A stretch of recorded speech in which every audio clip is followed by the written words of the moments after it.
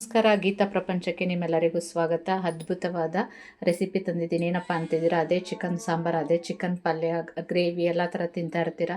ಇದನ್ನೊಮ್ಮೆ try ಮಾಡಿ. ಅದ್ಭುತವಾದ taste, ಮುದ್ದೆ ಜೊತೆ, ರೈಸ್ ಜೊತೆ, ಎಲ್ಲದ್ರ ಜೊತೆ ಸೂಪರ್ ಕಾಂಬಿನೇಷನ್. ಏನಪ್ಪ ಅಂತೀರಾ, ಚಿಕನ್ ಬಸ್ಸಾರು ಮತ್ತು ಚಿಕನ್ ಪಲ್ಯ, ಮುದ್ದೆ, ರಾಗಿ ಮುದ್ದೆ, ಬಿಸಿ ಬಿಸಿ ಮುದ್ದೆ ಜೊತೆ ಸೂಪರಾಗಿರುತ್ತೆ ಕಾಂಬಿನೇಷನ್. ತಿಂತಾಯಿದ್ರೆ ಒಂದು ಮುದ್ದೆ ತಿನ್ನೋರು 2 ಮುದ್ದೆ ತಿಂತೀನಿ ಅಂತಾರೆ, ಅಷ್ಟು ಟೇಸ್ಟಿಯಾಗಿದೆ. ಬನ್ನಿ ಹೇಗೆ ಮಾಡೋದು ನೋಡ್ಕೊಂಡು ಬರೋಣ. ಕೊನೆವರೆಗೂ ನೋಡಿ, ಸ್ಕಿಪ್ ಮಾಡಬೇಡಿ. ಬನ್ನಿ ಹೇಗೆ ಮಾಡೋದು ನೋಡ್ಕೊಂಡು ಬರೋಣ.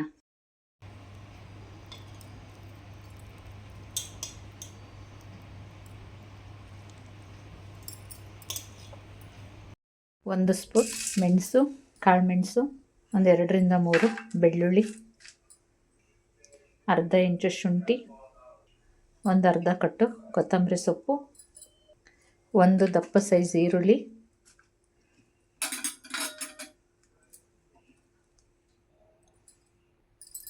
2 ಹಸಿಮೆಣಸಿನ್ಕಾಯಿ. ಇದನ್ನು ನೀರು ಹಾಕ್ಕೊಂಡು ನೈಸ್ ಪೇಸ್ಟ್ ಮಾಡ್ಕೊಂಡು ಬರೋಣ. ಸ್ವಲ್ಪ ಅರಿಶಿನದ ಪುಡಿ ಹಾಕ್ಕೊಂಡು ಸ್ವಲ್ಪ ನೀರು ಹಾಕ್ಕೊಂಡು ರುಬ್ಕೊಂಡು ಬರೋಣ. ನೋಡಿ, ಇಷ್ಟು ರುಬ್ಬಿದ್ರೆ ಸಾಕು. ಈಗ ಒಗ್ಗರಣೆ ಮಾಡ್ಕೊಳ್ಳೋಣ. ನೋಡಿ, ನಾನು ಧನಿಯಾ ಮೆಣಸಿನ್ಕಾಯಿ ಹುರ್ಕೋತಾ ಇದ್ದೀನಿ. ಬ್ಯಾಡಗಿ ಮತ್ತು ಗುಂಟೂರು 1-2 ಡ್ರಾಪಷ್ಟು ಆಯಿಲ್ ಹಾಕ್ಕೊಂಡು ಹುರ್ಕೋತಾ ಇದ್ದೀನಿ. ಈ ಥರ ಫ್ರೆಶ್ಶಾಗಿ ಪುಡಿ ಮಾಡಿ ಹಾಕ್ಕೊಂಡ್ರೆ ತುಂಬ ಟೇಸ್ಟ್ಫುಲ್ಲಾಗಿರುತ್ತೆ. ಬ್ಯಾಡಗಿ ಮತ್ತು ಗುಂಟೂರು ಕಲರ್ಗೆ ಒಂದು 5-6 ಬ್ಯಾಡಗಿ ಮೆಣಸಿನ್ಕಾಯಿ, ಖಾರಕ್ಕೆ 5-6 ಗುಂಟೂರು ಮೆಣಸಿನ್ಕಾಯಿ ಹಾಕೋತಾ ಇದ್ದೀನಿ. ತೊಳೆದು ಹಾಕ್ಕೊಂಡಿದ್ದೀನಿ, ಡಸ್ಟ್ ಇರುತ್ತೆ ಅಂತ. ಇದು ಫ್ರೈ ಆದ ತಕ್ಷಣ ತೊಳೆದಿಟ್ಕೊಂಡಿರೋಂಥ ಧನಿಯಾ ಹಾಕ್ಕೊಳ್ಳೋಣ. ಅದರಲ್ಲೂ ಕೂಡ ಡಸ್ಟ್ ಇರುತ್ತೆ ಅಂತ ತೊಳೆದು ಹಾಕೋತಾ ಇದ್ದೀನಿ. ಏಕೆಂದರೆ ತುಂಬ ಡಸ್ಟ್ ಇರುತ್ತೆ.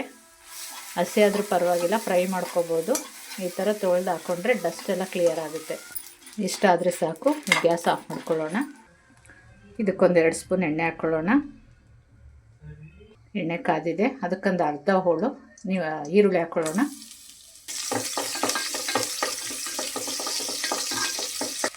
ಇದಕ್ಕೆ ತೊಳೆದಿಟ್ಕೊಂಡಿರೋಂಥ ಅರ್ಧ kg ಚಿಕನ್ ಹಾಕ್ಕೊಳ್ಳೋಣ. ಚಿಕನ್ ಫ್ರೈ ಆದಂಥದ್ದಕ್ಕೆ ನಾವು ರುಬ್ಬಿಟ್ಕೊಂಡಿದ್ವಲ್ಲ ಮಸಾಲೆ, ಅದನ್ನು ಹಾಕ್ಕೊಳ್ಳೋಣ. ಒಂದು 5 ನಿಮಿಷ ಚಿಕನ್ ಫ್ರೈ ಮಾಡಿಕೊಂಡ್ರೆ ಸಾಕು. ಈಗ ಇದು ಹಸಿ ವಾಸನೆ ಹೋಗೋವರೆಗೂ ಫ್ರೈ ಮಾಡ್ಕೊಳ್ಳೋಣ.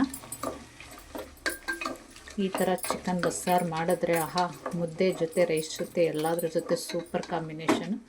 ಒಂದೇ ಥರ ಚಿಕನ್ ತಿನ್ನೋ ಬದಲು ಈ ಥರ ಒಮ್ಮೆ ಟ್ರೈ ಮಾಡಿ. ಅದೇ ಮಿಕ್ಸಿ ಜಾರ್ ನೀರು ಹಾಕ್ಕೊಳ್ಳೋಣ.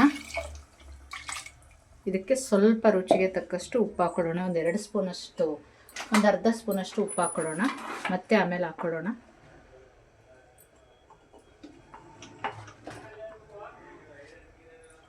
ಹಾಗೆ ಬೇಯಕ್ಕೆ ಬಿಡೋಣ. ಈಗ ಮಸಾಲೆ ರೆಡಿ ಮಾಡ್ಕೊಳ್ಳೋಣ.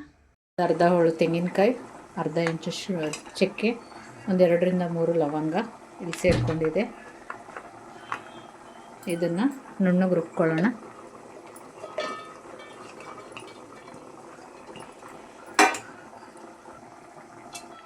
ಇದಕ್ಕೊಂದು 2-3 ಟೊಮೆಟೊ ಹಾಕ್ಕೊಳ್ಳೋಣ.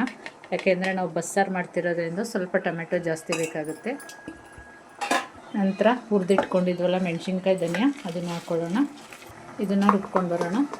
ನೋಡಿ, ಮಸಾಲೆ ರೆಡಿ. ಈಗ ಇದನ್ನು ಚಿಕನ್ಗೆ ಹಾಕ್ಕೊಳ್ಳೋಣ. ಮಸಾಲೆ ಹಾಕ್ಕೊಳ್ಳೋಣ. ಅದೇ ಮಸಾಲೆ ನೀರು ಹಾಕ್ಕೊಳ್ಳೋಣ. ಗಟ್ಟಿ ಎಷ್ಟು ಬೇಕೋ ನೋಡ್ಕೊಂಡು ನೀರು ಹಾಕ್ಕೊಳ್ಳಿ. ಕನ್ಸಿಸ್ಟೆನ್ಸಿ ಇದು ಮಾಡ್ಕೊಳ್ಳಿ. ತೆಳುವು ಗಟ್ಟಿ ಬಸ್ಸಾಂಬಾರು ಅಂದರೆ ಸಾಮಾನ್ಯ ಸ್ವಲ್ಪ ತೆಳುವಾಗೇ ಇರಬೇಕು, ಹಾಗಾದರೆ ಇನ್ನೂ ಟೇಸ್ಟ್ ಇರುತ್ತೆ. ಒಂದು ಸ್ವಲ್ಪ ನೀರು ಹಾಕ್ಕೊಳ್ಳೋಣ. ಏಕೆಂದರೆ ಬೇಯುತ್ತಲ್ವ. ನೋಡಿ, ಇಷ್ಟು ಗಟ್ಟಿ ಇದೆ. ಸ್ವಲ್ಪ ಹಾಕ್ಕೊಳ್ಳೋಣ. ಇಷ್ಟಾದರೆ ಸಾಕು. ಬೆಂದು ಇನ್ನೂ ಗಟ್ಟಿಯಾಗುತ್ತೆ. ಈಗ ಇದಕ್ಕೆ ರುಚಿಗೆ ತಕ್ಕಷ್ಟು ಉಪ್ಪು ಹಾಕ್ಕೊಳ್ಳೋಣ.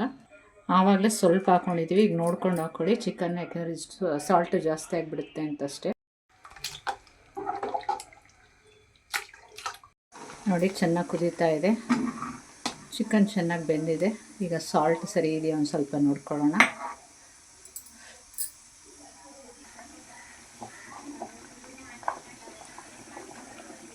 ಸೂಪರಾಗಿದೆ, ತುಂಬ ಚೆನ್ನಾಗಿ ಬೆಂದಿದೆ. ಉಪ್ಪು ಖಾರ ಎಲ್ಲ ಚೆನ್ನಾಗಿದೆ. ಈಗ ಚಿಕನ್ ಎತ್ಕೊಳ್ಳೋಣ ನಾವು.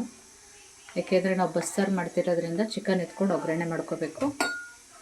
ಅದಕ್ಕೋಸ್ಕರ ಚಿಕನ್ ಎತ್ಕೊಳ್ಳೋಣ.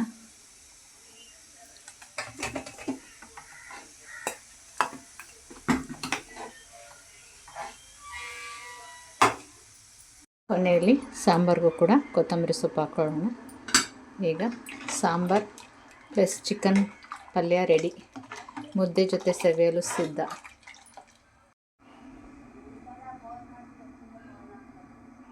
ನೋಡಿ, ಅದ್ಭುತವಾದ ಚಿಕನ್ ಸಾಂಬಾರು, ಚಿಕನ್ ಬಸ್ಸಾರು ಪ್ಲಸ್ ಪಲ್ಯ, ಮುದ್ದೆ ರೆಡಿ ಟು ಈಟ್. ಈ ವಿಡಿಯೋ ಇಷ್ಟ ಆದರೆ ಪ್ಲೀಸ್ ಲೈಕ್ ಮಾಡಿ, ಶೇರ್ ಮಾಡಿ, ಸಬ್ಸ್ಕ್ರೈಬ್ ಮಾಡಿ. ನಿಮ್ಮ ಅಭಿಪ್ರಾಯನ ಕಮೆಂಟ್ ಮುಖಾಂತರ ತಿಳಿಸಿ.